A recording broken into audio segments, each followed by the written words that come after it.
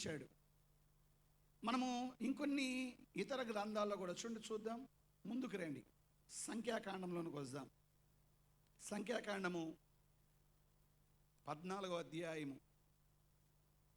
సంఖ్యాకాండము 14వ అధ్యాయము 24వ వచనం. నా సేవకుడైన కాలేబు మంచి మనస్సు కలిగి పూర్ణ మనస్సుతో నన్ను అనుసరించిన హేతువు చేత అతడు పోయిన దేశంలో అతన్ని ప్రవేశపెట్టుదును. ఇక్కడ కూడా మంచి మనస్సు, వాస్తవానికి ఇంగ్లీష్లో ఒకటే మాట ఉంది, నిండు మనస్సు అని చెప్పచ్చు. ఇంకొక మాటకు వద్దాం, ఇంకొక పుస్తకంలోనికి వద్దాం. ద్వితీయోపదేశకాండం 1వ అధ్యాయము. ద్వితీయోపదేశకాండము 1వ అధ్యాయము 36వ వచనం. యెఫున్నె కుమారుడైన కాలేబు తప్ప మరి ఎవడునూ చూడడు. అతడు పూర్ణ మనస్సుతో యెహోవాను అనుసరించెను గనుక అతడు దానిని చూచును. అతడు అడుగుపెట్టిన దేశమును నేను అతనికి అతని సంతానమునకు ఇచ్చేదాన్ని ప్రమాణము చేశాను. అంటే మనము చూచిన చోటల్లా కాలేబు నిండు మనస్సుతో దేవుణ్ణి వెంబడించాడు. నిండు మనస్సు. అయితే ఈ నిండు మనస్సుతో వెంబడించాడని మనము జాగ్రత్తగా లేఖనాలు చదివినప్పుడు 3 సాక్ష్యాలు మనం చూస్తాం. ఒకటి తన సొంత సాక్ష్యం. చూడండి, ఇప్పుడండి మళ్ళా యెహోషువ గ్రంథంలోకి వద్దాం. తాను తన గురించి ఆ మాట చెప్పాడంటే చాలా ధైర్యముగా చెప్పాలి, చాలా ధైర్యంతో చెప్పాలి. 14వ అధ్యాయము 8వ వచనం. నాతో కూడా బయలుదేరి వచ్చిన నా సహోదరుల జనుల హృదయములను కలుగజేయగా నేను నా దేవుడైన యెహోవాను నిండు మనస్సుతో అనుసరించితిని. చూడండి, ఒక వ్యక్తి ఒక అన్కంపారబుల్ స్టేట్మెంట్ ఒకటి చెప్తున్నాడు అంటే అది చెప్పాలి అంటే చాలా గుండె ధైర్యం ఉండాలి. ఇలాంటి మాటలు మనం బైబిల్ అక్కడక్కడ చూస్తాం. పౌలు అంటాడు, నేను క్రీస్తుని పోలి నడుచుకున్న ప్రకారం మీరు నన్ను పోలి నడుచుకోండి అంటాడు. ఆ మాట చెప్పాలని ఎంత ధైర్యం ఉండాలి. మనమైతే చెప్పలేం, చాలా కష్టం. ఎందుకంటే మనం క్రీస్తుని అలాగ పోలి నడవలేకపోతున్నాం. సరే, మనం కాలేబులాగా నిండు మనసుతో ఆయన వెంబడించగలుగుతున్నామా? మనం అంత ధైర్యంగా చెప్పగలమా? మనం జాగ్రత్తగా గమనిస్తే యెహోషువ గురించి కూడా మాట రాయబడలే. ఎందుకంటే వీళ్ళిద్దరూ కూడా ఒకే తరానికి సంబంధించిన వాళ్ళు, ఫ్రెండ్స్.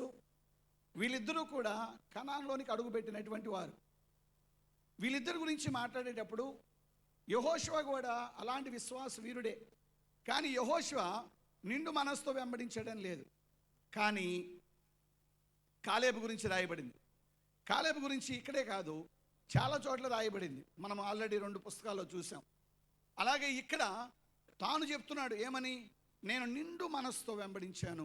అంత ధైర్యంగా చెప్పాలి అంటే నిజంగా ఎంత నిండు మనసుతో వెంబడిస్తున్నాడు.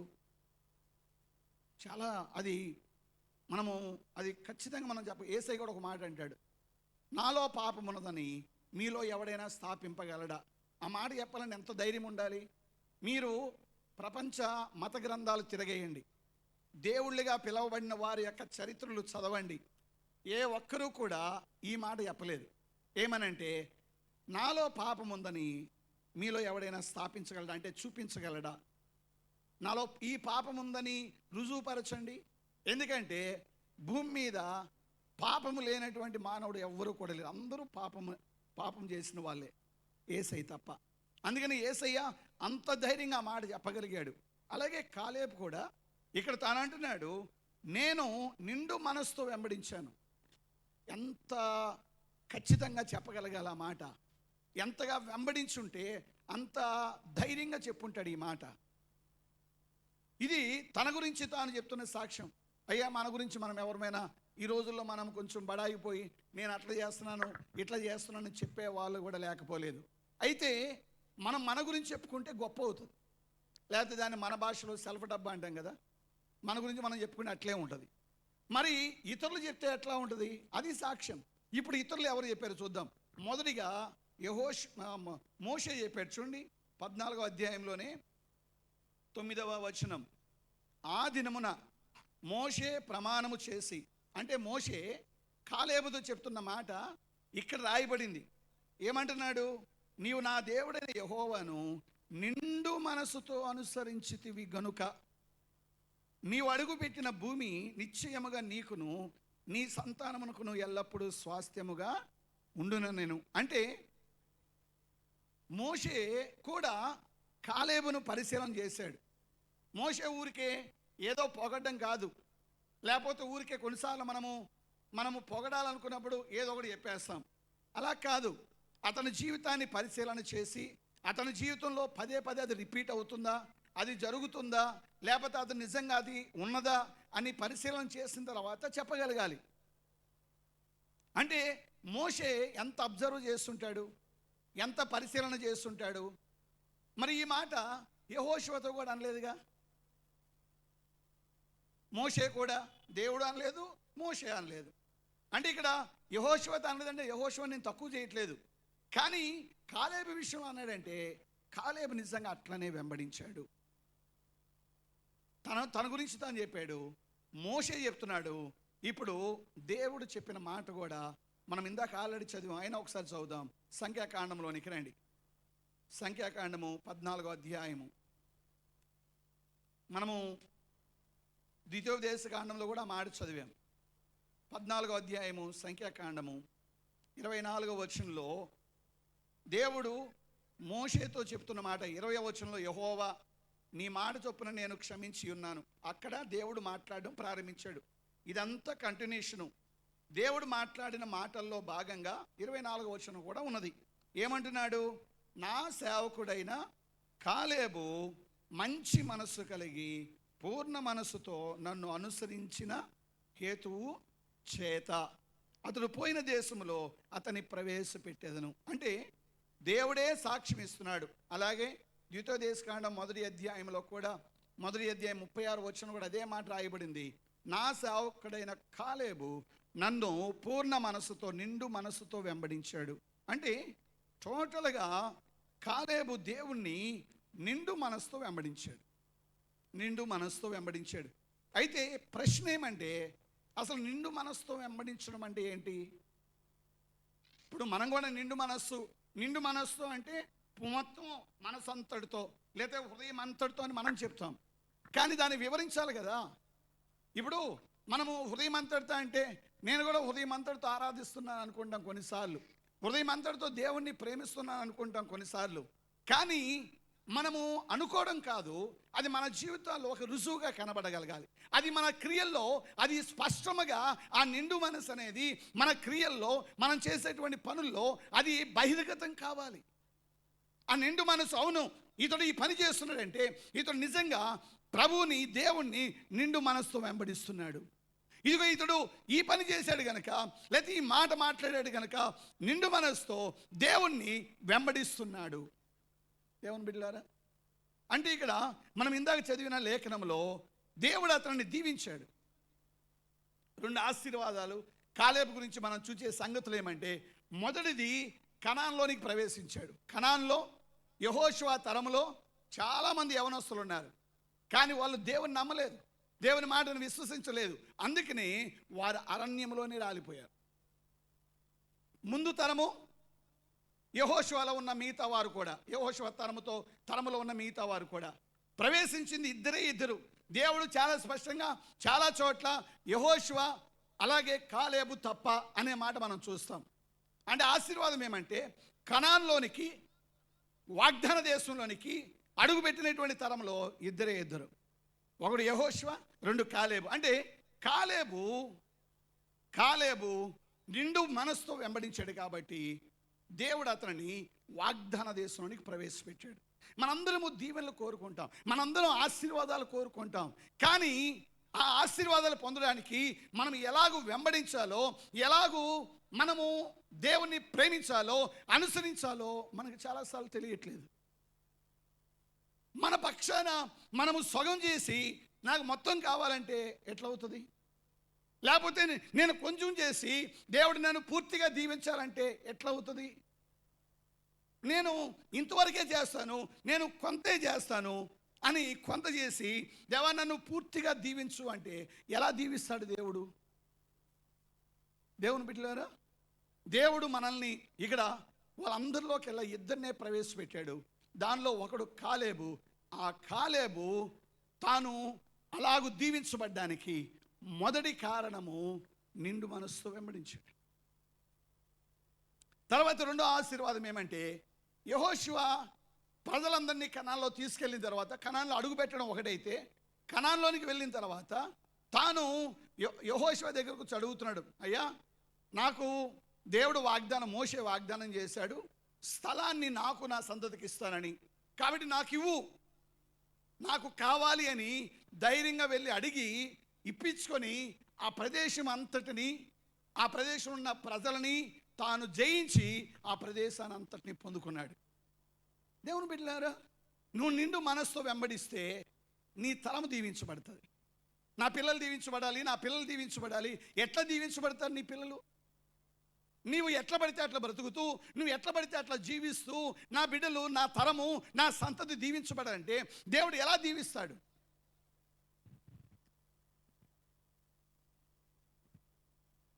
కాలేబు తాను ఒక ప్రదేశాన్ని యెహోషువ ఈ ప్రదేశాన్ని దేవుడు నీకు ఇస్తాను కదా, నువ్వు వెళ్ళి దాన్ని స్వాధీనపరచుకో అంటే, కాలేబు ఒక వ్యక్తి ద్వారా ఆ ప్రదేశాన్ని అంతటిని గెలుచుకున్నాడు. ఆ వ్యక్తి ఎవరో కాదు, తన అల్లుడే. ఆ వ్యక్తికి తన కూతురినిచ్చి పెళ్లి చేస్తాడు. ఆ ప్రదేశం అంతా అద్భుతమైన ప్రదేశం.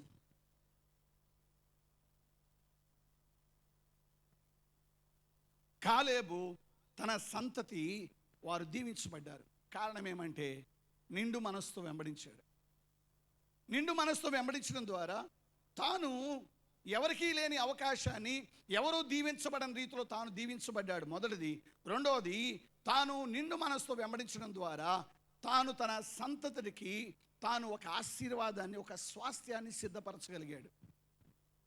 దేవుని సంగమా, దేవుని ఆశీర్వాదాల కొరకు మనం వెంబడించే మనము ఖచ్చితంగా నిండు మనస్సుతో వెంబడించగలగాలి. నీ సంతతి దీవించబడాలంటే వాళ్ళు నువ్వు ప్రార్థన చేసుకో, వాళ్ళు నువ్వు దేవుని దగ్గరికి వెళ్ళు అని నువ్వేమో చెప్తావు, కానీ నువ్వు రావు.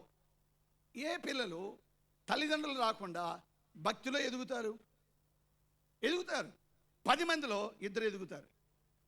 ఎందుకంటే వాళ్ళు మరలా చూసుకోవడానికి, వాళ్ళు అనుసరించడానికి ఎవరిని మాదిరిగా పెట్టుకుంటారు? పాస్టర్ని కాదు. పాస్టర్ వారంలో ఒకసారి కనబడతాడు, కానీ రోజు నువ్వు కనబడతావు. నీ ప్రార్థన కనబడుతుంది, నువ్వు ఇంట్లో జీవించే విధానం కనబడుతుంది, నీవు సమస్యల్లో, కష్టాల్లో దేవుని పైన ఆనుకునే విధానము నీ పిల్లలు చూస్తారు. వాళ్ళు నిన్ను చూసి వాళ్ళు భక్తిని పెంపొందించుకోవాలి. ప్రార్థనలో నువ్వు కష్టాల్లో ప్రార్థించలేనప్పుడు నీ బిడ్డలు కూడా ప్రార్థన చేయరు. నువ్వు కష్టాల్లో మనుషుల పైన ఆధారపడుతూ భౌతికమైన నిర్ణయాలు, లౌకికమైన నిర్ణయాలు చేస్తుంటే రేపు నీ పిల్లవాడికి అదే కష్టం వస్తే అలాగే చేస్తాడు.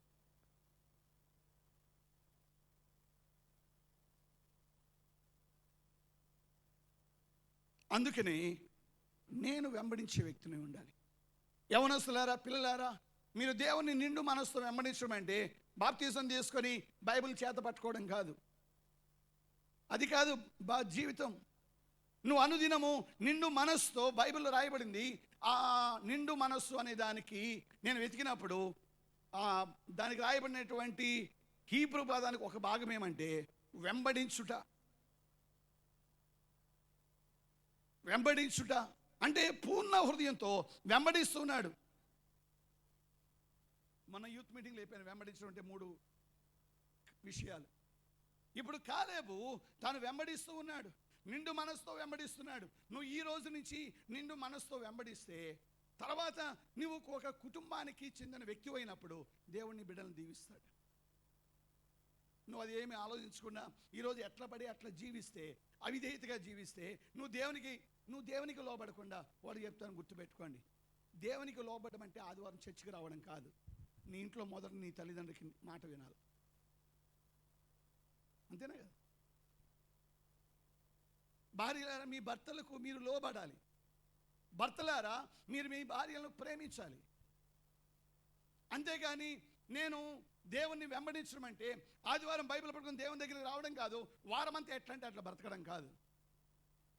అందుకని ఆదివారాలు ఇక్కడే కాదు, ఏ సంఘానికి వెళ్ళు, కొన్ని సంఘాలు లక్షల మందితో ఉన్నారు. మీరందరూ అనుకుంటున్నారు వాళ్ళందరూ రక్షణ పొందిన వారు అనుకుంటున్నారా? వాళ్ళందరూ దేవుణ్ణి ప్రేమతో వెంబడించేవారు అనుకుంటున్నారా? వారందరూ వారి జీవితాల్లో దేవుని 6 రోజుల్లో దేవుని కొరకు బ్రతికే వాళ్ళు అనుకుంటున్నారా? లేదే. కాబట్టి యవనస్తులు మీకు మంచి భవిష్యత్తు కావాలంటే ఇప్పటి నుంచి దేవుని నిండు మనసుతో వెంబడించడం నేర్చుకోవాలి.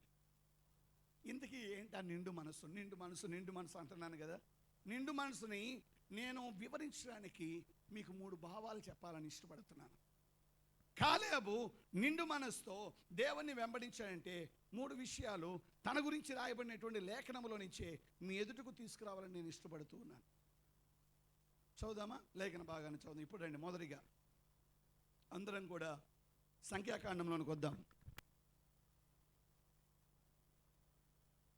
సంఖ్యాకాండం 14.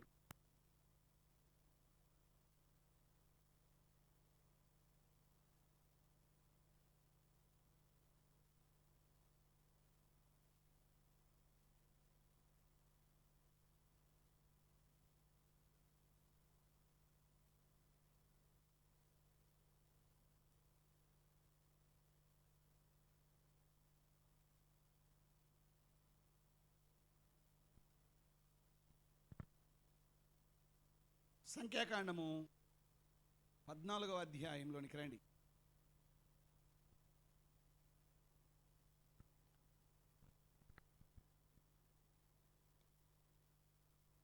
సంఖ్యాకాండం 14:24వ వచనం చదువుదాం. నా సేవకుడైన కాలేబు మంచి మనస్సు కలిగి పూర్ణ మనస్సుతో నన్ను అనుసరించిన హేతువు చేత అతడు పోయిన దేశములో అతన్ని ప్రవేశపెట్టేదను. ఇది మనకు తెలుగులో ఉంది. అందుకని తెలుగులో మనకి 2 సార్లు మంచి మనస్సు, పూర్ణ మనస్సు అనేది ఉంది. అది ఇంకో మాట చెప్పాలంటే కరెక్ట్ ట్రాన్స్లేషన్ కాదు, బైబిల్ తప్పని నేను చెప్పట్లేదు. ట్రాన్స్లేషన్ ఇంకో పదం వాడాలి వాస్తవానికి. ఇంగ్లీష్లో ఏముందో చదువుదాం. ఇంగ్లీష్లో ఏముందంటే NIV ట్రాన్స్లేషన్ చూద్దాం. సంఖ్యాకాండము 14:24 వచనంలో, but because my servant Caleb has a different spirit and follows me wholeheartedly. అది అసలైంది. కాలేబు అంటే మనం మామూలు దాన్ని ఉన్నట్టుగా ట్రాన్స్లేషన్ చేస్తే కాలేబు భిన్నమైన మనస్సు కలిగిన వాడై నిండు మనస్సుతో పూర్ణ మనస్సుతో దేవుని వెంబడించాడు గనుక నేను అతనికి అతని సంతతికి స్వాస్థ్యంగా ఇస్తాను అని చెప్పాడు. ఏంటో భిన్నమైన మనస్సు? అసలు ఈ సందర్భం ఏంటి? సందర్భం ఏమంటే మనం జాగ్రత్తగా చదివితే 13వ అధ్యాయంలో, సంఖ్యాకాండం 13వ అధ్యాయంలో మోషే 12 మంది వేగులు వారిని గోత్రానికి ఒక్కరు చొప్పున ఎన్నుకున్నాడు. యూదా గోత్రానికి చెందినవాడు కాలేబు. యూదా గోత్రం నుంచి కాలేబుని ఎన్నుకున్నాడు. మిగతా గోత్రాల నుంచి అందరిని ఎన్నుకున్నాడు. అలాగే లేవి గోత్రం నుంచి యెహోషువని ఎన్నుకున్నాడు. ఇప్పుడు వీళ్ళందరూ 12 మంది కూడా వారు దేశానికి వెళ్ళాలి. 13వ అధ్యాయము 17 నుంచి 20 వచనాలు మనం చదివినప్పుడు చూడండి.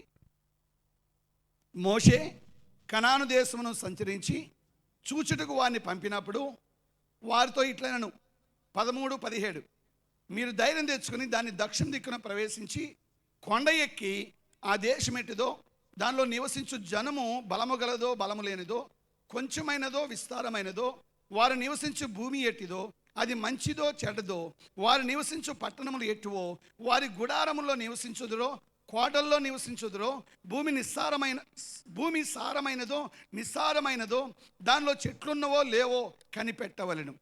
మరియు మీరు ఆ దేశ పనిలో కొన్ని తీసుకుని రండని చెప్పెను. అది ద్రాక్షల ప్రథమ పక్వ కాలము. 17వ వచనంలో మోషే 12 మందిని కూడా వారికి ఫలానా గైడ్ లైన్స్ ఇచ్చి మీరు వెళ్ళండి అని చెప్పి పంపించాడు. వారు దేశానికి వెళ్ళారు. వెళ్ళిన తర్వాత వారు తిరిగి వచ్చారు. తిరిగి వచ్చిన తర్వాత ఇప్పుడు ఆ దేశంలో ఉన్నటువంటి అన్ని చూపించారు. పండ్లు తీసుకొచ్చారు, ద్రాక్ష పండ్లు. ఒక గెల నలుగురు మోసుకొచ్చారని ఉంది. అక్కడ కొన్ని పండ్లు తీసుకొచ్చారు. వచ్చి ఇప్పుడు ఏం చెప్తున్నారు చూడండి, 27.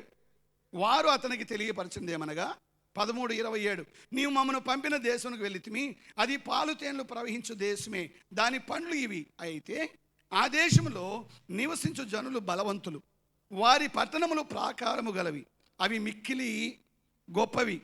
మరియు అక్కడ అనాకీయులను చూచితిని. అమాలేకీయులు దక్షిణ దేశంలో నివసించున్నారు, హితీయులు, హోబిసీయులు, అమోరీయులు కొండ దేశంలో నివసించున్నారు, కనానీయుల సముద్రం నొద్దును యోర్దన్ నదీ ప్రాంతంలో నివసించున్నారని చెప్పింది. 30వ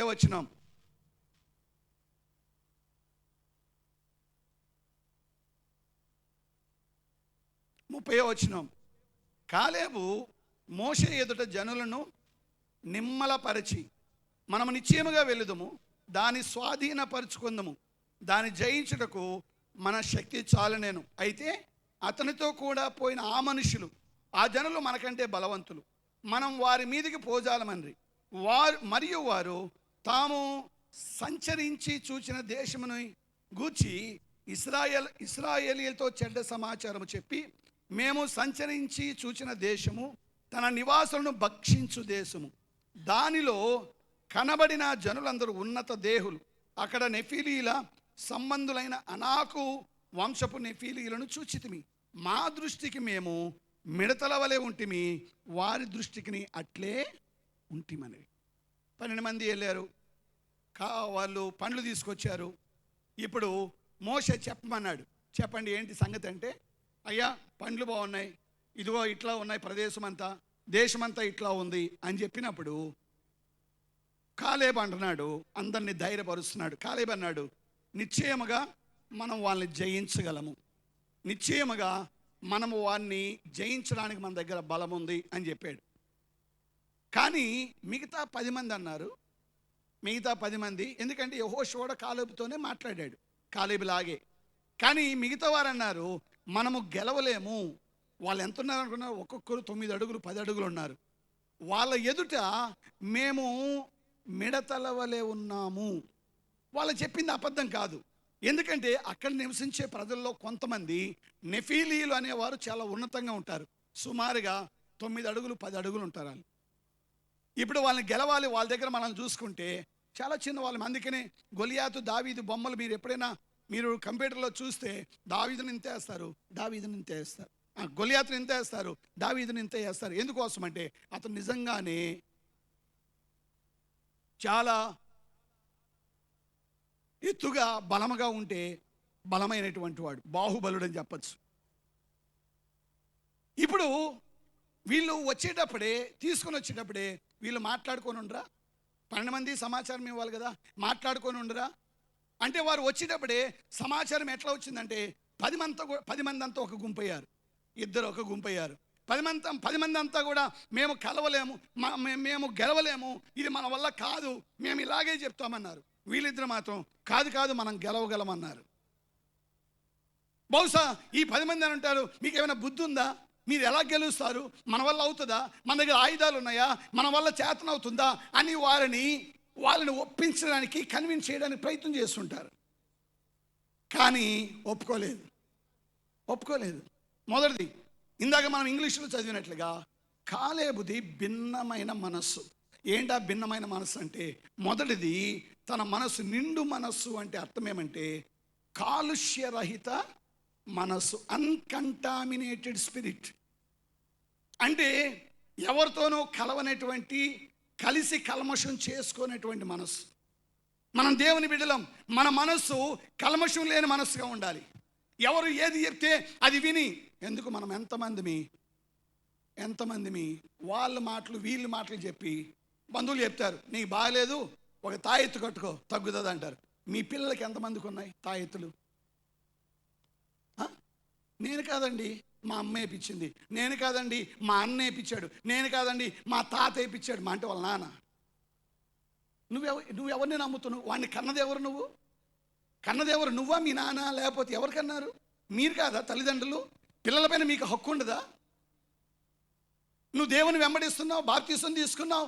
దేవుని వెంబడించే నీకు ఎవరు బాగు చేస్తారో తెలియదా? యెహోవా రాఫా అని తెలియదా? అద్భుతాల గురించి, సూచక్రియల గురించి ఇలాగ ఆదివారాల్లో దేవుని సన్నిధికి వచ్చిన ప్రతిసారి పాటలు పాడతాం, మాటలు వింటాం. కానీ ఎవరో చెబితే సింపుల్గా ఒక తాడు కట్టుకొని, ఒక తాయెత్తు కట్టుకొని, నల్లదారం కట్టుకొని దేవుని సన్నిధికి వస్తాం. మళ్ళీ వచ్చి చేతులెత్తి ఆరాధిస్తాం. నువ్వు అనుకుంటున్నావు నిండు మనస్సుతో ఆరాధిస్తున్నావు అనుకుంటున్నావు. ఎక్కడుంది నీది నిండు మనస్సు? కల్మషమైన మనస్సు, ఏది పడితే అది చేర్చుకునే మనస్సు, దేంతో పాటు దాన్ని విశ్వాస సంబంధమైన మనసుని కలుషితం చేసుకునే మనస్సు నీది కాదా? విశ్వాస సంబంధమైనది మాట్లాడుతున్నప్పుడు అవిశ్వాస సంబంధమైనది నువ్వు వినేటప్పుడు ఏం చేయాలి? నీళ్లు కలిపిన పాలను తీసుకోవడానికి 80 రూపాయలు ఇస్తున్నాను లీటర్కి, ఎట్లా పోస్తావు అడుగుతావే? ఏం నీ దేవుడు నిన్ను అడగడా? నీ దేవుడు నిన్ను అడగడా? కల్మషమైన మనసుతో ఎందుకు నన్ను ఆరాధిస్తున్నావు? ఉంటే అటు ఉంటాం, మనము రెండు వైపులా ఉంటాం. వాళ్ళు చెప్పిందల్లా వింటాం, వాళ్ళు చెప్పిందల్లా పాటిస్తాం. చాలా సింపుల్గా మనం తోసేసే మాట ఏమంటే, వాళ్ళు చేశారండి. నీ కుటుంబంలో వాళ్ళు చేయడానికి ఎవరు?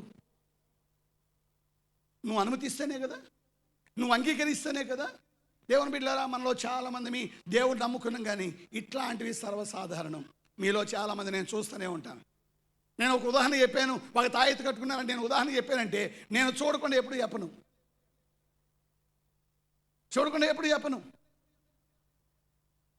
మీ మనస్సు, మీరు మీ విశ్వాసం అదే అంటే దేవుడేమో దేవుడు దేవుడు చేసేంత వరకు ఉండలేము, అంతవరకు చూస్తాము, తర్వాత అటు వెళ్ళిపోతాం. ఏం దేవుడు చేసేంత వరకు ఉండలేవా? కానీ వాడు చెప్పినా కూడా నేను దేవుడు నమ్ముకున్నాను, చచ్చినా చేస్తాను, కానీ దీన్ని మాత్రం నేను అంగీకరించను. ప్రాముఖ్యంగా విగ్రహ సంబంధమైనవి, దయ్యానికి సంబంధించిన విషయాల్లో నువ్వెందుకు నిలకడగా ఉండలేకపోతున్నావు? నువ్వు ఒకటి స్వీకరిస్తున్నావంటే నువ్వు ఇప్పటికే నీ మనసులో, నీ హృదయంలో దెయ్యానికో లేదా ఒక ఆలోచనకి, అవిశ్వాసానికి చోటిస్తున్నావు. నువ్వు నీది ఎట్లా నిండు మనసు? దేవుడు నిన్ను ఎట్లా దీవించాలి? ఎట్లా దీవించాలి? దేవుని బిడ్డలారా, నా బిడ్డలు నా సొత్తు. నేను వాళ్ళని నా దేవుని కొరకు పెంచాలి. వాళ్ళు అది చేస్తారు, ఇది చేస్తారంటే కుదరదు, కుదరదు. అది వాళ్ళ మాటల చేత కాలేబు కలుషితం కాలేదు. అక్కడికి వచ్చి ధైర్యంగా చెప్తున్నాడు. వాళ్ళు 10 మంది అంటున్నారు, తాను యెహోషువ ఇటున్నాడు చెప్తున్నారు, మనం గెలుస్తాం. వాళ్ళకి తెలియదా దేవుడు ఎట్లా తీసుకొచ్చాడో? వాళ్ళు ఎక్కడ ఐగుప్తులో ఉన్నారు, ఈరోజు కనానికి అంచునున్నారు. వాళ్ళు ఇంకొక అడిగేస్తే లోపలికి వెళ్తారు. ఇప్పుడు ఇక్కడ నిలబడి ఏమంటున్నారు? కనాను చూసి వచ్చారు, అయినా కూడా ఏమంటున్నారు? మనం గెలవలేం, మన వల్ల కాదు. దేవుని నమ్ముకున్నావు, దేవుని చేత నడిపించబడుతున్నావు, దేవుని ఆత్మ పొందుకున్నాను అంటున్నావు, దేవుని వాక్యం చదువుతాను అంటున్నావు, కానీ నువ్వు ఏం మాట్లాడుతున్నావు? నీ నోటి ఒక్క విశ్వాసం మాట చెప్పు. నా దేవుడు చేయగలడు, నా దేవుడు నా బిడ్డకి ఇవ్వగలడు, మంచి భాగస్వామి నమ్మగలవా? ఎవరు దొరకట్లేదండి, అందుకే హిందువులకి ఇచ్చి పెళ్లి చేస్తారు.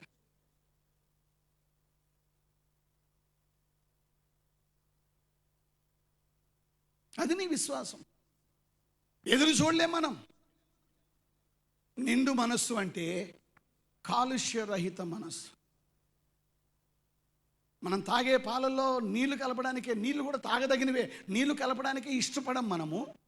అట్లాంటప్పుడు నిండు మనము కలుషితమైన మనస్సులతో దేవుణ్ణి ఆరాధిస్తుంటే ఎట్లా స్వీకరిస్తాడు దేవుడు? ఎట్లా దేవుణ్ణి అంగీకరిస్తాడు? ఆమేన్ దేవా నీకే అర్పిస్తున్నానంటే అంగీకరిస్తాడు అనుకుంటున్నావా? నీ హృదయం ఎట్లాంటిది? లోపల విశ్వాసం ఉందా, అవిశ్వాసం ఉందా? మనము చాలాసార్లు మన చుట్టూ ఉన్న వారి చేత ప్రేరేపించబడుతున్నాం. మనము ప్రభావితం చేయాల్సింది పోయి వాళ్ళ చేత మనం ప్రభావితం చేయబడుతున్నాం. నువ్వు చెప్పాల్సింది పోయి వారు చెప్పింది నువ్వు వినాల్సి వస్తుంది. దేవుని బిడ్డలారా, నిజమైన విశ్వాసం ఎట్లా ఉంటాడో చెప్పనా? ఇప్పుడు రండి, లేఖన భాగాన్ని చూపిస్తాను. యోహాను సువార్తలోనికి రండి. యోహాను సువార్త 6వ అధ్యాయం. యోహాను సువార్త 6వ అధ్యాయం 5వ వచనం. కాబట్టి 5వ వచనం. కాబట్టి యేసు కన్నులెత్తి బహుజనులు తన యొద్దకు వచ్చుట చూచి వీరు భుజించుటకు ఎక్కడి నుండి రొట్టెలు కొని తెప్పించమని ఫిలిప్పుని అడిగిన కానీ ఏమి చేయని ఉండినో తాను ఎరిగి ఉండి అతని పరీక్షించుటకు అలాగ అడిగాను. ఫిలిప్పుని పరీక్షించడానికి మనం ఏం చేద్దాం, వీళ్ళకి అన్నం పెడదామా పెట్టొద్దా అని అడిగాడు. అక్కడ ఎంతమంది ఉన్నారు? 5,000 మంది కంటే ఎక్కువ మంది ఉన్నారు.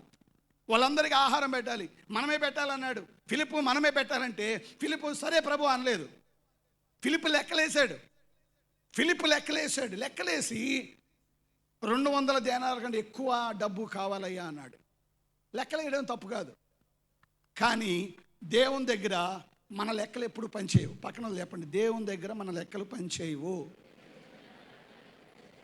దేవుని దగ్గర లెక్కలు వేయద్దు. దేవుడు లెక్కలకు మించినవాడు. మన లెక్కలను తారుమారు చేయగలిగిన దేవుడు. హల్లెలూయా. 5,000 మందిని చూసి వీళ్ళకి సరిపోదు ఎంత అంటే కొంచెమైనను. తర్వాత అద్భుతం జరిగిన తర్వాత బైబిల్లో రాయబడింది తృప్తిగా. ఇప్పుడు చెప్పండి, తృప్తిగా. ఫిలిప్పు లెక్క మారిందా లేదా? ఫిలిప్పు లెక్క మారింది. ఫిలిప్ ఎంత చెప్పాడు? కొంచెమైనను. కానీ దేవుడు ఏమన్నాడు? దేవుడు ఏం చేశాడు? కొంచెంగా బతకద్దు, కొంచెంగా ఆలోచన చేసి దేవా నాకు ఇంతే ఉంది అనద్దు. నీకున్నదాన్ని ఆయన డబల్ చేయగలిగిన దేవుడు. అసలు మనం ముందే విశ్వాసాన్ని చూపించట్లేదు. ఎందుకంటే పక్కన వాళ్ళు ఎప్పుడే చెప్పుంటారు, ఎట్లా చదివిస్తావు నీ పిల్లోడిని అంత డబ్బు పెట్టి, ముందు దుంకు, దేవుడు సహాయం చేస్తాడు. అంతే కదా. నాకు ఈత రావాలి ఎగురుతున్నాడు పైనుండి. వచ్చిద్దా? ఎగరడం వస్తుంది బాగా. దుంకితే కదా ఏదో వస్తుందో లేదో తెలిసేది. నీవు అక్కడ నిలబడి నీవు నాకు అది రావాలి ఇది రావాలంటే ఎట్లా వస్తుంది? దేవుడు ఎట్లా చేస్తాడు? అడిగేసి పేతురులాగా అడిగేసి ప్రభు నా చెయ్యి పట్టుకుంటే పట్టుకుంటాడు. మిగతా 11 మందిలాగా లోపల కూర్చుని నాకేమీ చేయలేదంటే ఎందుకు చేస్తాడు నీకు? దేవుడు ఫిలిప్ని అడిగితే ఫిలిప్ ఏమో అన్ని అవిశ్వాసపు లెక్కలు చెప్తున్నాడు. 200 కంటే ఎక్కువ కావాలి, చాలా కష్టం, మన వల్ల కాదు, వీళ్ళని పంపించేసాయి. తర్వాత వచనం 8వ వచనం, ఆయన శిష్యుల్లో ఒకడు అనగా సీమోను పేతురు సహోదరుడైన అంద్రెయ్య ఏమన్నాడంట? అంద్రెయ్య అన్నాడు, అక్కడ ఒక చిన్నవాని యొద్ద 5 అవల రొట్టెలు 2 చిన్న చేపలు ఉన్నవి, కానీ ఇంతమందికి ఎంత అన్నాడు. అంటే ఆయన ఏం చేశాడు? 5 రొట్టెలు 2 చేపలు పట్టుకొచ్చి, అయ్యా ఇవి ఉన్నాయి కానీ సరిపోవు కదా అన్నాడు. ఇప్పుడు సరిపోవు అన్నవాడు ఎందుకు తేవాలి? ప్రశ్న అంతే కదా. ఇప్పుడు మనం బుర్ర ఉపయోగించినప్పుడు ఇది చాలదు అనుకున్నప్పుడు అక్కడే ఉంటావు. నువ్వు ఇక్కడ ఎందుకు తెస్తావు? తెచ్చావు అంటే దీన్ని ఆయన ఏదో చేయగలడు. మీరు మాట గమనించారు. తర్వాత వచ్చిన చదవండి. ప్రభు అంటాడు కూర్చోబెట్టండి ఫస్ట్. ఎందుకు కూర్చోబెట్టమన్నాడు? అంద్రయ్య 5 అవల రొట్టెలు 2 చేపలు పట్టుకొచ్చాడు. అంటే అంద్రయ్య నమ్మింది ఏమంటే ఈ కొంచెమే, కానీ నా ప్రభు ఏదైనా చేయగలడు కదా. దేవునికి స్తోత్రం ఇద్దాం. హల్లెలూయా. పక్కన ఏమంటే నీ ప్రభు నీ కొరకు చేస్తాడు, నిజంగా చేస్తాడు. అయితే ఇక్కడ మనం వినేది అది కాదు. ఫిలిప్పు అంద్రయ్య వీళ్ళిద్దరు ఫ్రెండ్స్. మీరు బైబిల్ బాగా చదవండి. యోహాను సువార్త 1వ అధ్యాయంలో వాళ్ళిద్దరూ ఒకే ఊరి వాళ్ళు అని ఉంది. ఇప్పుడు మనం యూత్ మీటింగ్ పెడతాం, 4 సంఘాలను పిలుస్తాం. భోజనాలకు వెళ్ళినప్పుడు ఏ సంఘములో ఆ సంఘం కూర్చుంటారు, కొత్త వాళ్ళతో కలవరు. అది సహజం, పరిచయం ఎక్కువ ఉంటుంది కాబట్టి. ఇప్పుడు చెప్పండి, వీళ్ళు కూడా 12 మందిలో వీళ్ళిద్దరూ ఒకటే చోట ఉంటారు అన్ని చోట్ల. అలాగే 12వ అధ్యాయంలో చదవండి. 12వ అధ్యాయంలో గ్రీసు దేశస్తులు వచ్చి మేము తండ్రిని ప్రభుని మేము తండ్రిని చూడాలనుకుంటున్నాము అంటే అందరూ ఫిలిప్ని అడిగారు. ఫిలిప్ ఎవరి దగ్గరికి వెళ్ళాడు? యేసు ప్రభు దగ్గర డైరెక్ట్గా వెళ్ళే. చూడండి మాట చూద్దాం. నేను చెప్తుంటే మీరు ఏదో కథ చెప్పినట్టుగా వింటున్నారు.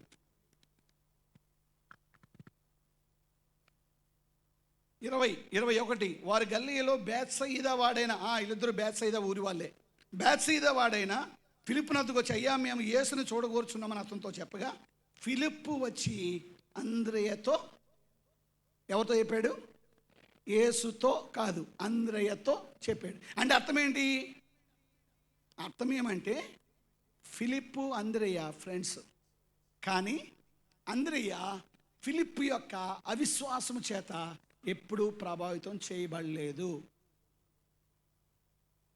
చర్చికి ఇన్ని రోజులు వస్తున్నావు, చర్చిలో దైవికమైన విషయాల్లో నువ్వు ఎన్నిసార్లు ప్రేరేపించబడ్డావు? నేను పక్కవారి కొరకు ప్రార్థన చేయమంటాను, ఎందుకోసమని? నీవు దైవికంగా ఉంటే వారు నువ్వు ప్రభావితం చేయగలవు. ఎంతమందిని మనం ప్రభావితం చేస్తున్నాం దైవికంగా? చెడు మాట్లాడమను, ఇది ఎట్లా అంటే అది ఎట్లా అంటే భలే మాట్లాడతాం బయటికి వెళ్ళి. మనం దాంట్లో మనం ప్రభావితం చేస్తున్నాం, కానీ ఒక మంచి విషయంలో, విశ్వాస విషయంలో ఎవరిని ప్రభావితం చేస్తున్నావు? ఫిలిప్కి అంత విశ్వాసం లేదు. అందుకని ఇంకో చోట ఏమంటాడు? ప్రభువా మాకు తండ్రిని చూపించు. 14వ అధ్యాయంలో అడుగుతాడు, మాకు తండ్రిని చూపించు. యేసయ్య అంటాడు, నన్ను చూస్తే తండ్రిని చూస్తే ఇంకా ఏందయ్యా నువ్వు తండ్రిని గురించి అడిగేది? ఇన్నాళ్ళు మీతో ఉన్నా నీకు అర్థం కాలేదా? అర్థం కాలేదు. మరి అవిశ్వాసకి ఎట్లా అర్థమైద్ది? విశ్వాసకు మాత్రమే అర్థమైద్ది. అయితే విశ్వాసం కలిగినాడు అంద్రయ్య ఫిలిప్పుతో ఉన్న ఫిలిప్పు చేత ప్రభావితం చేయబడలేదు. నీ ఫ్రెండ్స్ ఉన్నారు, ఎవరితో ప్రభావితం చేయబడుతున్నావు? కాలేజీలో చదువుతున్నావు, ఎవరితో ప్రభావితం చేయబడుతున్నావు? నువ్వు వాళ్ళ చేత ప్రభావితం చేయబడుతున్నావు. నీ ప్రభావం వాళ్ళపైన పడుతుందా? వాళ్ళ ప్రభావం నీపైన పడుతుందా? పక్కింట్లో నివసిస్తున్నావు, పదే పదే అన్నిలతో స్నేహం ఉండడం తప్పు కాదు, కానీ వాళ్ళు చెప్పినట్లుగా నువ్వు ప్రభావితం చేయబడుతున్నావా? నువ్వు చెప్పినట్లుగా వారు ప్రభావితం చేయబడుతున్నారా? ఇట్లా చెయ్యి, ఇలా చేస్తే అది పోతుంది, ఇది పోతుంది అని చెప్తారు. నువ్వు వాళ్ళు చెప్పిన లేదు, మేము ప్రార్థన చేసుకుంటే బాగా అవుతుంది, మా దేవుడు అదే మాకు నేర్పించాడని ఎప్పుడని చెప్తున్నామా? చెప్పం మనం. ఎందుకంటే మనకి ప్రార్థన రాదు, శుక్రవారం ప్రార్థనలకు రాము, మనం ప్రార్థన చేసుకోము. ఎట్లా చెప్తావు నువ్వు? నీకు వచ్చిందల్లా ఏమంటే ఫోన్ చేసి చెప్పడం, బాగాలేదు ప్రార్థన చేయండి. కానీ నువ్వేం చేస్తున్నావు? కలుషితమైనటువంటి మనసుతో దేవుని వెంబడిస్తే దేవుడు ఎందుకు దీవిస్తాడు మనల్ని? మనం దేవుని బిడ్డలం. మనము మనము మనము మనము అందరితో స్నేహం చేయొచ్చు, కానీ మనం ఒకరి చేత ప్రభావితం చేయబడడానికి వీల్లేదు. మనము దేవుని బిడ్డలం, మనం అన్యుల్లాగా ప్రభావితం చేయబడడానికి వీల్లేదు అన్యుల ద్వారా. అందుకనే తాను పౌలు అంటాడు, విశ్వాసులకి అవిశ్వాసులతో పాలెక్కడిది? నువ్వు విశ్వాసే కాదా? విశ్వాసే కాదా? యవనస్తులు మీలో ఎంతమంది నీకు మంచి కుటుంబం కావాలి, నీకు మంచి భక్తి కలిగిన భర్త, భక్తి కలిగిన భార్య దొరకాలనుకుంటున్నారు? అనుకోవట్లేదా? అనుకోండి, ఇప్పటి నుంచి అనుకుంటేనే. ఎంతమందికి తాగుబోతు కావాలి? ఏమవుతున్నారు? ఎందుకు నవ్వేది? మీ ఇళ్ళలో లేరా తాగుబోతులు? లేరా? మరి మీరు అదే కదా చూసేది. పాపం అబ్బాయి తాగడు, మంచిగా చూసుకుంటాడు, భక్తి కలిగినవాడు అని చూసిస్తున్నావా? ఇల్లుంది, డబ్బు ఉంది, జీతం వస్తుంది, ఇచ్చేయి. తాగుతాడని ఎవరు అడగరు, వీళ్ళు కూడా అడగట్లే. యవనస్తులు ఏం అడగరు, వాళ్ళు కూడా తాగే వాళ్ళు అయ్యారు. మంచి కుటుంబ జీవితం. అవును, నేను కూడా నా పెళ్ళైన తర్వాత నా కుటుంబంతో చర్చికి రావాలి, ఆరాధించాలి. నువ్వు వెళ్ళు, నేను మళ్ళీ వస్తా అని చెప్పే భర్త కావాలా నీకు? కావాలా? నువ్వు వెళ్ళని చెప్పి ఊరంతా తిరిగే భర్త కావాలా? నువ్వు వెళ్ళని చెప్పి వేరే ఆడవాళ్ళ వెనకాల తిరిగే భర్త కావాలా నీకు? నీకెవరు కావాలి? ఏ భార్య కావాలి? నువ్వు వెళ్తే వెళ్ళు, నేనైతే రాను అని ఇంట్లో మళ్ళా విగ్రహార్థం చేసే భార్య కావాలా నీకు? అదే కదా మనం చేస్తున్న పనులు. యవనస్తులారా, నువ్వు ఎప్పుడైతే మొదటి అడుగు తప్పేస్తావో అప్పుడే దేవుడు నిన్ను దీవించిన ఆపేశాడు అనుకో. That's it. ఏది నిండు మనసు? ఎందుకు ఇన్నాళ్ళు బతికిన బతుకుదే? ఇన్నాళ్ళు బాగా చర్చలో పెరుగుతావు, పోయి ఎవరినో చేసుకుంటావు నువ్వు. పైగా విశ్వాస పలుకులు నేను మార్చుకుంటాను, నువ్వు మారకుండా ఉంటే చాలు, మాకు అదే సంతోషం. నవ్వద్దు, ఎందుకంటే ఇవి నవ్వే విషయాలు కదా. తర్వాత వచ్చి ఏడుస్తారు. మేము ప్రార్థన చేయండి, ఇట్లా చేయండి, మా కొరకు చేయండి. ఎందుకు చేయాలి అప్పుడు? మేము మా మాట అంటే లెక్కన వాళ్ళకి ఆ తర్వాత నెత్తినోరు కొట్టుకుని వచ్చే వాళ్ళ కొరకు మేము ఎందుకు ప్రార్థన చేయాలి? మీలాంటి కోసం మా సమయం ఎందుకు వేస్ట్ చేసుకోవాలి? అన్నిల కోసం చేస్తే వాళ్ళు మారితే వాళ్ళు దేవుని కొరకు నిలబడతారు. నీ కొరకు నేను ఎందుకు ప్రార్థన చేయాలి? ఎందుకు చేయాలి? దేవుని బిడ్డలారా, కలుషితమైన మనసుతో వెంబడించే ఏ ఒక్కరిని దేవుడు ఎప్పుడు దీవించడు. కలుషితమైన మనసు, ఎవరైనా పర్లేదు, ఎలాగైనా బతుకుతాను, నా ఇష్టం, నా బతుకనుకునే వాళ్ళని దేవుడు ఎప్పుడు దీవించడు. దేవుడు కోరుకునేది కాలేబు లాంటి మంచి వాళ్ళని కోరుకుంటున్నాడు. నిండు మనస్తో నేను 10 మంది అటు చెప్తున్నారా, కొడతారా మీరు? కొట్టినా నేను నిజమే చెప్తాను, కొట్టినా సత్యమే చెప్తాను, మేము గెలుస్తాం.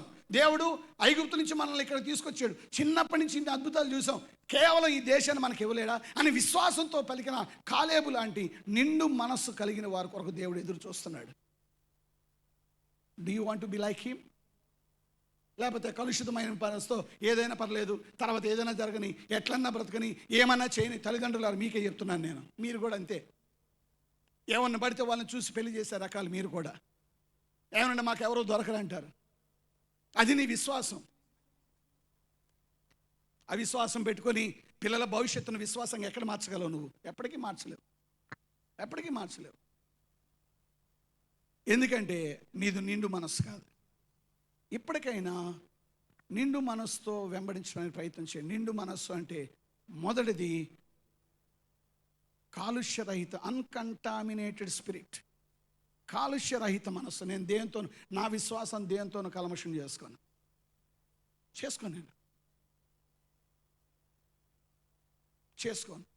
అది మొదటిది. రెండవది, లేఖన భాగాన్ని చదువుదాం.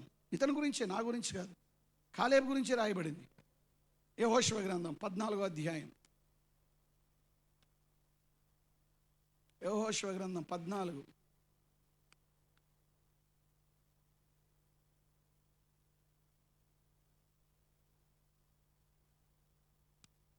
యూదా వంశస్థులు 6వ వచనం.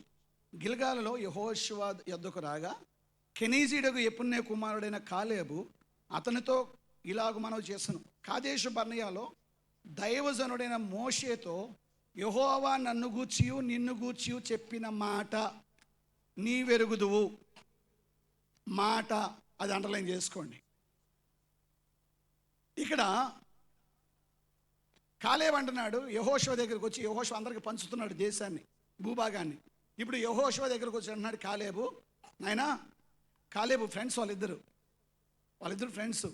ఇదిగో దేవుడు మనం అక్కడున్నప్పుడే, ఇంకా ఇక్కడ అడుగు పెట్టకముందు అక్కడున్నప్పుడే మనకిద్దరికి ప్రమాణం చేశాడు.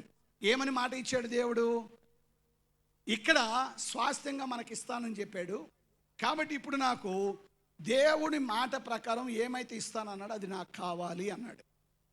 అంటే నిండు మనస్సు అంటే రెండవది, మొదటిది కాలుష్యరహిత మనస్సు, రెండవది వాక్యాధారిత మనస్సు. అంటే the spirit based on God's word. మీరు ఈ లేఖనాల్లో చదివితే 6వ అధ్యాయము 14వ అధ్యాయము 6వ వచనం చదివాం కదా. ఇప్పుడు 10వ వచనంలోనికి రండి. యెహోవా చెప్పినట్లు, అది అండర్లైన్ చేసుకోండి. యెహోవా చెప్పినట్లు రెండవది. అది మూడవది 12వ వచనం. కాబట్టి ఆ దినమున యెహోవా సెలవిచ్చిన అండర్లైన్ చేసుకోండి. యెహోవా సెలవిచ్చాడు. చివరి భాగం, యెహోవా నాకు తోడై ఉండిన ఎడల, యెహోవా సెలవిచ్చిన అండర్లైన్ చేసుకోండి. మరలా సుమారుగా 4 సార్లు తాను దేవుడు చెప్పినట్లు. దేవుని బిడ్డలారా, యెహోషువ, ఆ కాలేబు దేవుని మాట ప్రకారమే తాను చేయాలనుకున్నాడు. ఏ మనసు నీది? వాక్యాధారిత మనస్సేనా? వాక్యం ఏం చెప్తుందో అదే చేయాలనుకున్నావా? నువ్వేమంటున్నావు? నేను దేవుని నమ్ముకున్న బిడ్డను అంటున్నావు కదా. నువ్వు దేవుని నమ్ముకున్న బిడ్డను అనడానికి ఇది మొయ్యడం కాదు, దీని ప్రకారం జీవించాలి. కాలేబు అంటున్నాడు యెహోవా చెప్పినట్లు. అంటే దీంట్లో లేనిది నాకొద్దు, దీంట్లో చెప్పింది నేను చేస్తాను, దీంట్లో వద్దు అంటే నేను వద్దు అంటాను, దీంట్లో అవును అంటే నేను అవును అంటాను. ఎంతమంది చెప్పగలరు అట్లా? హల్లెలూయా. దీన్ని కేవలం మత గ్రంథంగా చూడద్దు. ఇది మత గ్రంథం కాదు, ఇట్స్ యువర్ గైడ్. నీ జీవితాన్ని నడిపించే గైడ్ ఇది. నీ శ్రమలలో, నీ కష్టాలలో, బాధల్లో నీ వాక్కు నాకు నెమ్మదిచ్చెను అని పాట పాడతాం, కానీ బాధల్లో వాక్యాన్ని చూసాం ఎప్పుడన్నా మనం? వాక్యాధారిత మనస్సు మనకు లేకపోతే మనం ఎట్లా జీవితంలో దీవించబడతాం? మనం ఎట్లా దేవుణ్ణి నిండు మనసుతో వెంబడించినట్లు దేవుడిచ్చిన తన మాటల్ని మనం లెక్క చేయకుండా మనకు నచ్చినట్లుగా మనము చేసినట్లుగా ఎట్లా పడితే అట్లా చేస్తూ ఉంటే ఎట్లా? నీకు నచ్చినట్లు నువ్వు చేసుకోవాలనుకుంటే దేవుడిని నమ్ముకోవద్దు, విడిచిపెట్టేసాయి. నీకు ఎట్లా అంటే అట్లా బ్రతకాలని ఉంది కదా, అట్లే బతుకు. నేను దేవుని బిడ్డనని చెప్పి ఇది పట్టుకొని నేను దేవుని బిడ్డను, నేను దేవుని కొరకు బ్రతుకుతాను అనొద్దు. ఇది పాటించినంత వరకు, ఇది పాటించి నేను దేవుని బిడ్డని చెప్పు. దేవుని బిడ్డలారా, మన జీవిత నిర్ణయాలలో మనకెప్పుడు దేవుని వాక్యం ఆధారం కావాలి. మన కష్టాలలో దేవుని వాక్యం ఆధారం కావాలి. మన సంతోషంలో దేవుని వాక్యం ఆధారం కావాలి. మన మన మన మన పాలుపోయినటువంటి పరిస్థితుల్లో దేవుని వాక్యం ఆధారం కావాలి.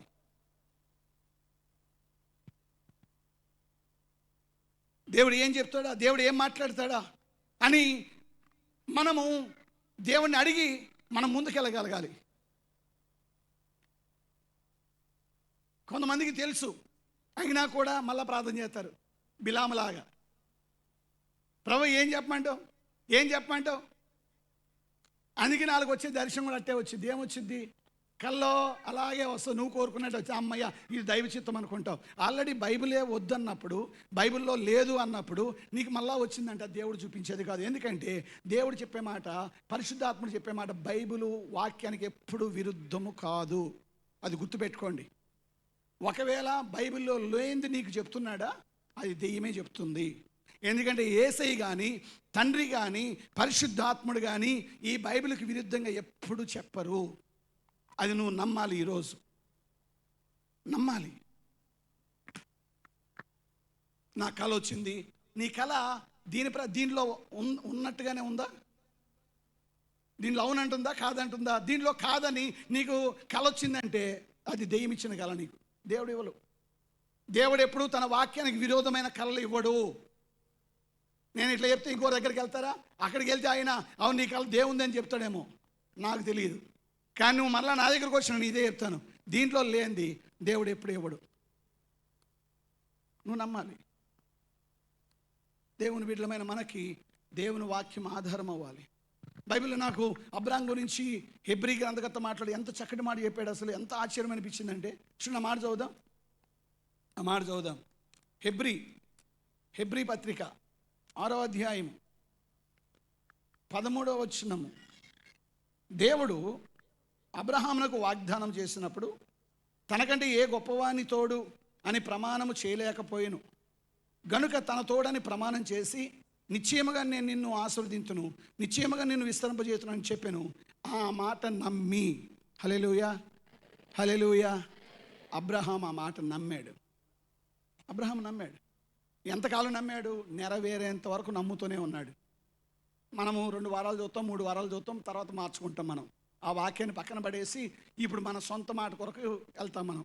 అందుకని మనం కూడా మనకు కోరినట్లు ఏ ప్రవక్త చెప్తాడో అక్కడికి పరిగెత్తే ప్రజలు తయారయ్యారు. అదే దురద చెవులు అంటే. నీకు నచ్చిన వర్తమానం కావాలనుకునే వాళ్ళ దగ్గరికి వెళ్తావు, నీ గురించి అన్నీ మంచిగా చెప్పాలి. ఈయనేమో ఎప్పుడు ఇలాగే చెప్తాడే, నేను కష్టంలో ఉన్నా నన్ను దీవిస్తాడని చెప్తాను నేను కూడా. ఎప్పుడు కష్టంలో కూడా నువ్వు దేవుని పైన ఆధారపడితే నిన్ను దీవిస్తాడు. ఊరికి ఎందుకు దీవిస్తాడు? నువ్వు ఎట్లా పడితే అట్లా బతుకుతావు అంటే దేవుడు ఊరికి ఎందుకు దీవిస్తాడు? ఆ మాట నెరవేరేంత వరకు నమ్మాడు ఓర్పుతో. కింద మాట ఏం రాయబడింది? కింద మాట ఏముందంటే, ఆ మాట నమ్మి అతడు ఓర్పుతో సహించి ఆ వాగ్దాన ఫలము పొందినంటే అబ్రహాము దేవుని వాక్యాధారమైన జీవితాన్ని మనస్సును కలిగి ఉన్నాడు. హల్లెలూయా. కాబట్టి రెండవది వాక్యాధారిత మనస్సు మనం కలిగి ఉండాలి. అందుకని ఇదే హెబ్రీ 3:8 అంటున్నాడు, నేడు మీ నాయన శబ్దమును, voice, if you hear his voice today. వినగలమా? మనం దేవుని మాటను నమ్మగలమా? దేవుని మాట పైన మన జీవితాలు కట్టుకోగలమా?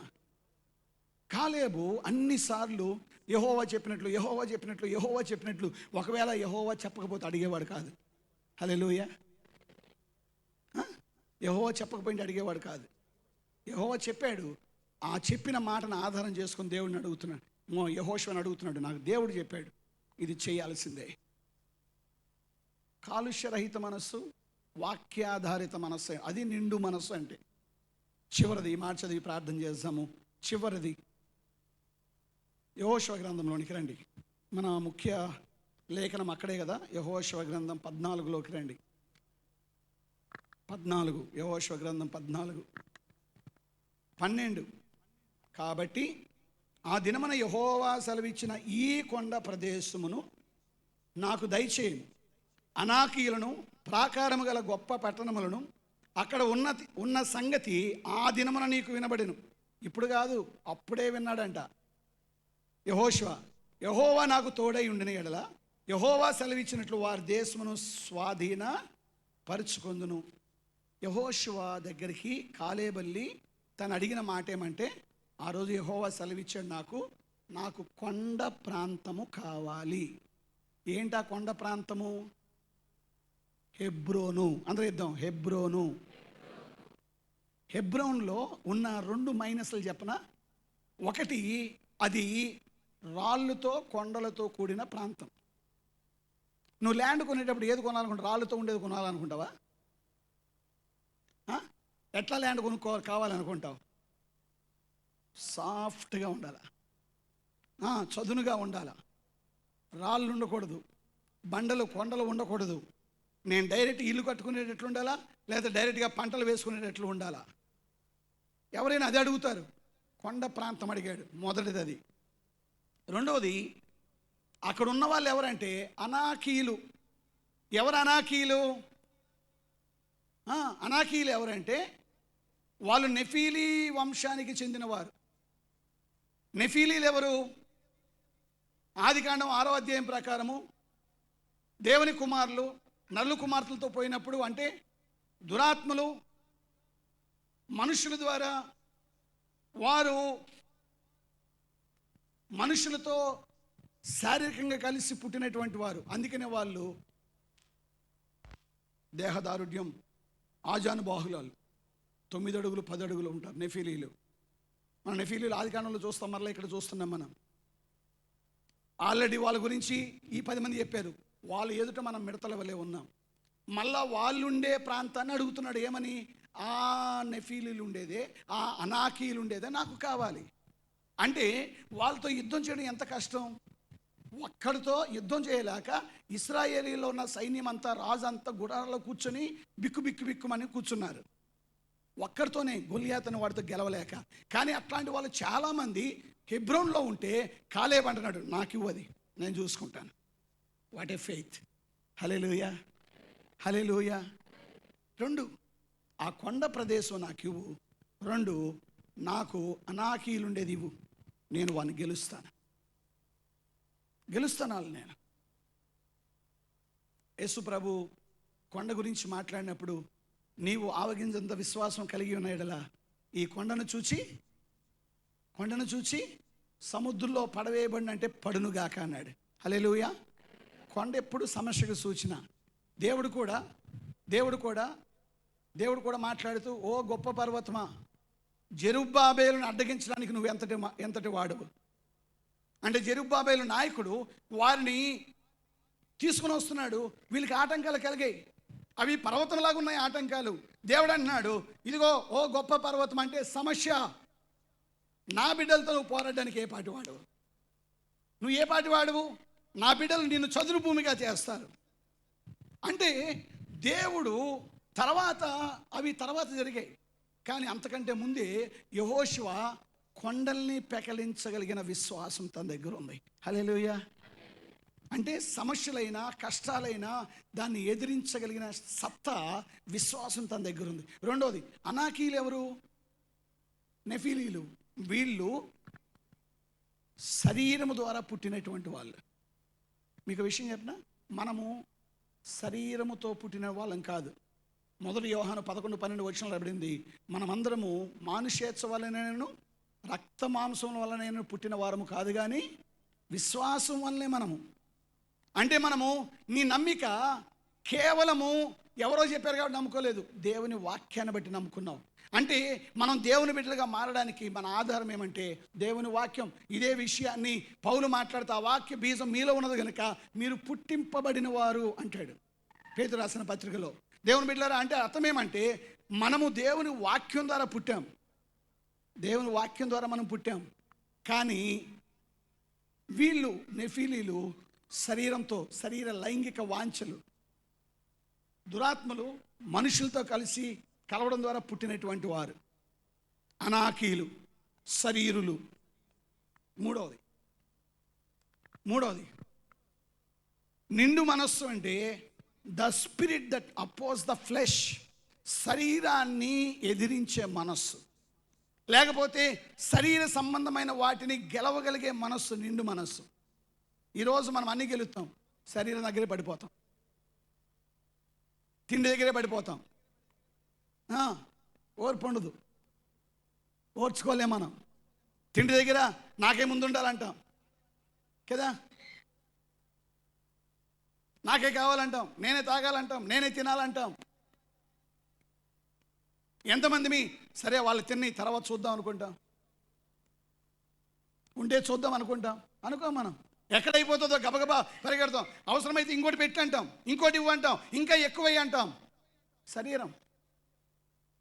శరీరాన్ని గెలవలేని పరిస్థితి మంది. అలాగే కోరికలు, శరీర సంబంధమైన కోరికలు, శరీర కోరికల దగ్గర మనం పడిపోతున్నాం. అవును, మనము నిజంగా యోసేపు వలె మనం ఎదిరించగలమా, పారిపోగలమా అక్కడి నుంచి? మన ఆలోచనలు, మన నిర్ణయాలు అన్నీ శరీరానుసారంగానే ఉంటున్నాయి. మనము శరీరాన్ని ఎదిరించే మనసు లేకపోతే ఎట్లా? దేవుని బిడ్డలారా, మనము ఈ శరీరం ఎప్పుడు దేవుడు చెప్పినట్లుగా నడవదు. అందుకే దేవుడు ఏమన్నాడు? ఆత్మసిద్ధమే కానీ ప్రభు అన్నమాట. శరీరం ఎప్పుడు బలహీనమే, శరీరం ఎప్పుడు దైవికంగా ముందుకు కొనసాగదు. కానీ మన జీవితాల్లో చాలాసార్లు 95% మనము దేవుని మాట ప్రకారము, దేవుని ఆత్మ ప్రకారం కాకుండా శరీరానుసారంగా మనం వెళ్తున్నాం. కానీ యెహోషువ అట్లా కాదు. నేను అనాయకుల్ని గెలుస్తాను, వాళ్ళని ఎదిరిస్తాను. నేను ఆ శరీరుల్ని, వాళ్ళు మేము 9 అడుగులు 10 అడుగులు ఉన్నామని వారు గొప్పలు చెప్పుకుంటున్నారా, గర్విస్తున్నారా? నేను వాళ్ళని పడకూడదని చంపేశాడు అందరినీ. దేవుని బిడ్డలారా, మనము శరీరాన్ని ఎదిరించే మనస్సు ఉండాలి, దాంతో ఏకీభవించే మనస్సు మనకొద్దు. మనం ఎప్పుడైతే శరీరంతో ఏకీభవిస్తూ ఉంటామో ఆత్మ సంబంధమైన ఆశీర్వాదాలన్నీ పోతూ ఉంటాయి. ఎందుకు రోగాలు, ఎందుకు సమస్యలు, ఎందుకు ఇబ్బందులు ఒకటి తర్వాత ఒకటంటే మనం శరీరాన్ని ఎదిరించలేక దాంతో ఊకొడుతున్నాం. మనం ఊకొడుతున్నాం. దేవుని బిడ్డలారా, మనం ఎదిరించగలగాలి. శారీరకమైన శరీరంతో కూడిన నిర్ణయాలు మనం చేయడానికి వీల్లేదు. శరీరం ఏది చెప్తే అది చేయడానికి వీల్లేదు. శరీరం ఎప్పుడు తినమంటది కానీ ఆత్మంటది ఉపవాసం ఉండమంటది. శరీరం ఎప్పుడు నిద్రపోమంటది కానీ ఆత్మంటది ప్రార్థన చేయమంటది. శరీరం ఎప్పుడు ఎంజాయ్ చేయంటది కానీ ఆత్మ ఎప్పుడు దేవుని వాక్యం చదువు, దేవునిలో ఎంజాయ్ చేయంటది. శరీరం ఎప్పుడు తిరుగుదామంటది కానీ ఆత్మ దేవుని సన్నిధికి వస్తామంటది. మనం ఇక్కడేగా పడిపోయేది. చూడండి, అందుకని ఆ మాట పౌలే చెప్పాడు. గలతీ రాసిన పత్రికలోకి రండి.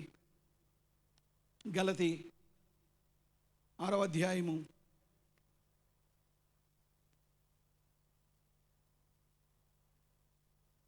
5వ అధ్యాయము 17వ వచనం. శరీరము ఆత్మకును, ఆత్మ శరీరమునకు విరోధముగా అపేక్షించును. ఇవి ఒకదానికొకటి వ్యతిరేకంగా ఉన్నవి గనుక మీరేవి చేయ నిశ్చయ ఇంతురో వాటిని చేయకుందురు. అంటే శరీరం ఎప్పుడు ఆత్మకు విరోధంగా పోరాడుతుంటుంది. ఆత్మ కూడా ఎప్పుడు శరీరము చెప్పినట్లుగా వినాలనుకోదు. అందుకే కదా యేసయ్య ఎందుకు అంత తాను నలిగి దుఃఖాక్రాంతుడై ప్రార్థన చేశాడు? శరీరం చెప్పినట్లు వినడం కోసం కాదు, ఆత్మ చెప్పినట్లు నడిపించబడాలని. కానీ పేతురు శరీరంతో నడిపించబడి కత్తి తీసి ఒక దాసుని, ఒక సైనికుని చెవి నరికాడు. దేవుడు వారించాడు, శరీరంతో పనిచేయద్దు, లోపల పెట్టి కత్తి. దేవుని బిడ్డలారా, మనం చాలాసార్లు శరీరంతోనే పురుకొల్పబడుతున్నాం. శరీరం మన పైన గెలుస్తూ ఉన్నది. కానీ ఎప్పుడైతే మనము శరీరాన్ని గెలుస్తామో మనలో జరిగే 3 ముఖ్యమైన కార్యాలు అక్కడ ఉన్నాయి. చూడండి, మొదటిది 19వ వచనంలో శరీర కార్యాలు స్పష్టమైనగా జారత్వము, అపవిత్రత, కాముకత్వము, విగ్రహారాధన, అభిచారము, ద్వేషములు, కలహము, మత్సరములు, క్రోధములు, కక్షలు, భేదలు, భేదములు, విమతములు, అసూయలు, మత్తతులు, అల్లరితో కూడిన ఆటపాటలు మొదలైనవి. వీటన్నిటినీ గెలవడానికి ఒకటే మార్గం, ఆత్మతో మనం నడిపించబడాలి. ఆత్మతో నడిపించబడితే శరీర కార్యాలు మనలో జరగవు. అంటే శరీర కార్యాలపైన గెలుపు మనకు అనుగ్రహించబడుతుంది. అంత మాత్రమే కాదు, 22వ వచనంలో అయితే ఆత్మ ఫలమేమనగా, మనం ఎప్పుడైతే ఆత్మ చెప్పినట్టు నడుస్తామో ప్రేమ, సంతోషం, సమాధానము, దీర్ఘశాంతము, దయాలత్వం, మంచితనం, విశ్వాసం, సాత్వం, ఆశ, నిగ్రహం, ఇవన్నీ కూడా మనకు వస్తాయి. అన్నిటికంటే మించి 26వ వచనం, ఒకరికొకరము వివాదమును రేపకయు, ఒకరి యందు ఒకరము అసూయ పడకయు, వృధాగా అతిశయ పడకయు ఉందుము. అంటే పైన అంటాడు క్రమముగా నడుచుకుందాం. సింపుల్గా చెప్పాలంటే మనం ఆత్మతో నడిపించబడినప్పుడు సమాధానముతో మనం ఉంటాం. సమాధానముతో కూడిన జీవితం ఉంటుంది. గొడవలు, కొట్లాట్లు, సమస్యలు కాదు. అందుకనే మనం ఎప్పుడూ కూడా సమాధానాన్ని వెతికే నిర్ణయాలు చేయాలి. సమాధానం ఎటువైపు ఉందో అటువైపు మనం వెళ్ళాలి. అప్పుడు నువ్వు ఆత్మతో నడిపించబడినట్టు. నీవు అసమాధానం వైపు ఉన్నావా, నువ్వు ఆత్మతో నడిపించబడ్డం లేదు. నువ్వు గొడవల వైపు లేకపోతే అల్లరి వైపు నువ్వు ఉంటున్నావా, నీవు అవిధేయత వైపు ఉంటున్నావా, నువ్వు ఆత్మతో నడిపించబడుతున్నట్టు కాదు. శరీరమే నిన్ను గెలుస్తుంది. నీలో గెలవాల్సిన అనాకీయులు ఎవరు? కాలేబు గెలిచాడు. నువ్వేం గెలవాలి? ఇంకా ఏం గెలవాలి? నేనేం గెలవాలి? రాసుకోవాలి. మనకెప్పుడు కూడా సెల్ఫ్ చెక్ అనేది ఎప్పుడు అవసరం. స్వపరీక్ష, స్వపరిశీలన, సెల్ఫ్ ఎవాల్యుయేషన్, సెల్ఫ్ చెక్. మనకందరికి అలవాటు ఏమంటే ఎదుటోళ్ళని చెక్ చేయడం బాగా ఇష్టం.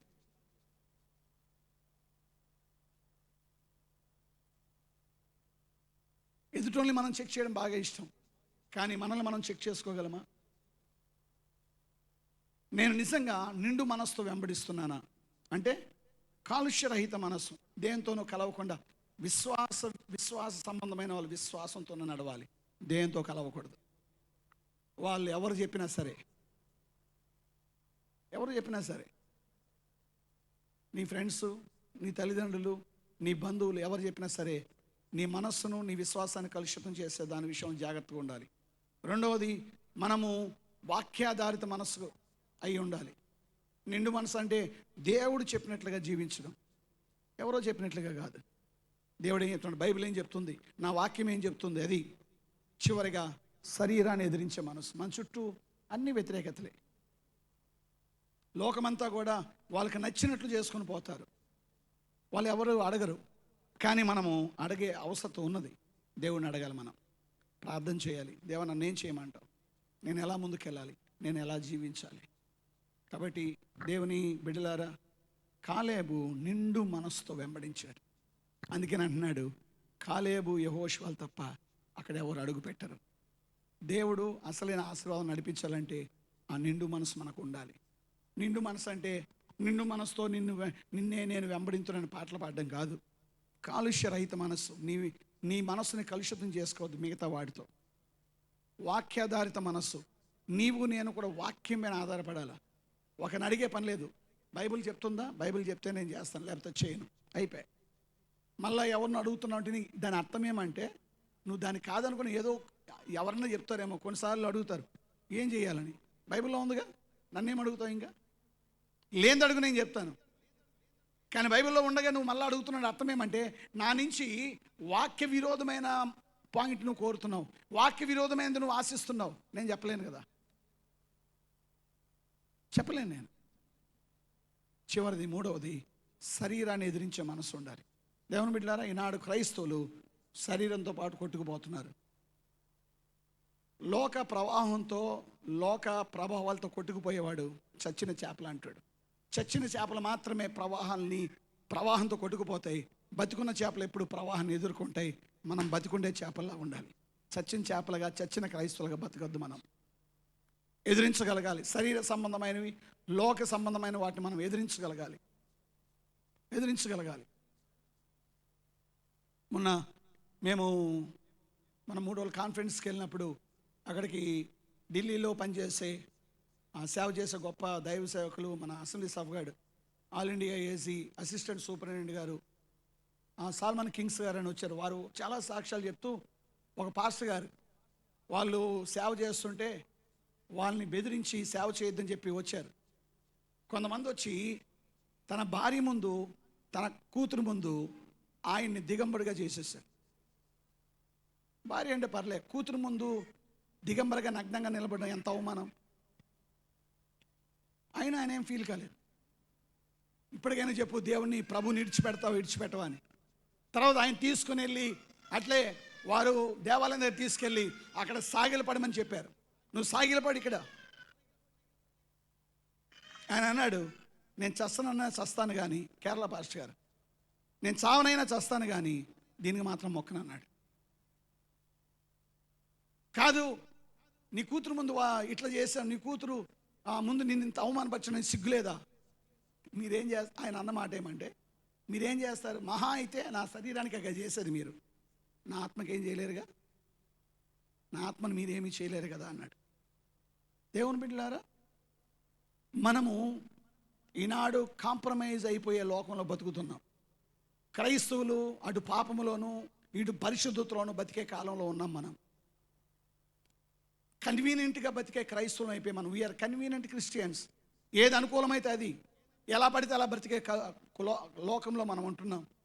మనకి ఏది బెనిఫిట్గా ఉంటే దానికోసము మనం కొంతసేపు అవసరమైతే బొట్టు పెట్టుకునే రకాలు మనం. అవసరమైతే